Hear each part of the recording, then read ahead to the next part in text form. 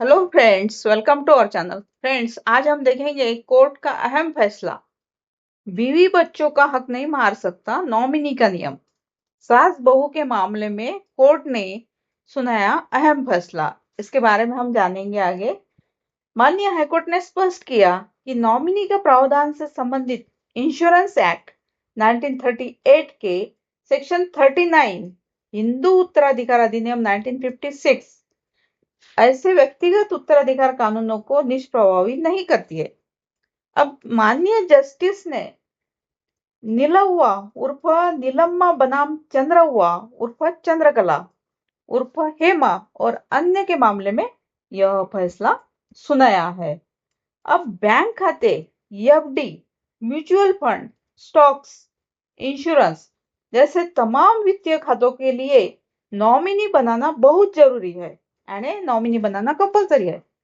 जब किसी खाता धारक या पॉलिसी धारक की मृत्यु होती है तो ऐसी स्थिति में उसके खाते में जमा पैसे उसके द्वारा बनाए गए नॉमिनी को दिए जाते हैं। अब इंश्योरेंस पॉलिसी में नॉमिनी से जुड़े केस में कर्नाटक हाईकोर्ट ने एक बड़ा फैसला सुनाया है। अब कर्नाटक हाईकोर्ट ने कहा कि अगर पॉलिसी धारक के कानूनी उत्तराधिकारी दावा करते हैं तो इंश्योरेंस पॉलिसी के लिए बनाए गए नॉमिनी का इंश्योरेंस बेनिफिट्स का पूरा अधिकार नहीं रह जाएगा। अब बीमा अधिनियम का नॉमिनी प्रावधान उत्तराधिकार कानून को नहीं करता निष्प्रभावी। माननीय हाईकोर्ट ने यह भी स्पष्ट किया कि नॉमिनी प्रावधान से संबंधित इंश्योरेंस एक्ट 1938 के सेक्शन 39, हिंदू उत्तराधिकार अधिनियम 1956 जैसे व्यक्तिगत उत्तराधिकार कानूनों को निष्प्रभावी नहीं करती है।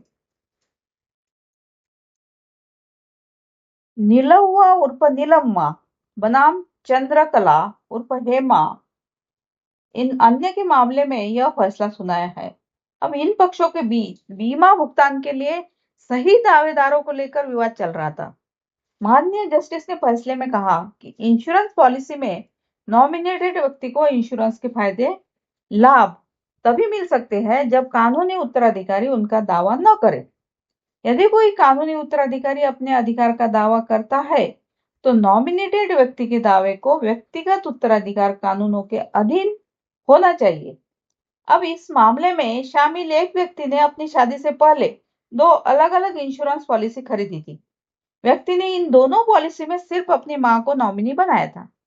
व्यक्ति ने अपनी शादी और बच्चे के जन्म के बाद भी नॉमिनी की डिटेल्स में कोई बदलाव नहीं किया था। साल 2019 में उस व्यक्ति की मृत्यु हो गई।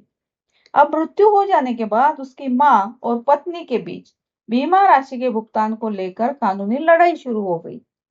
अब माननीय कर्नाटक हाईकोर्ट के निचली अदालत के फैसले को बरकरार रखते हुए फैसला सुनाया कि मृतक व्यक्ति की मां, पत्नी और बच्चे को बीमा लाभों का 1/3 हिस्सा मिलेगा।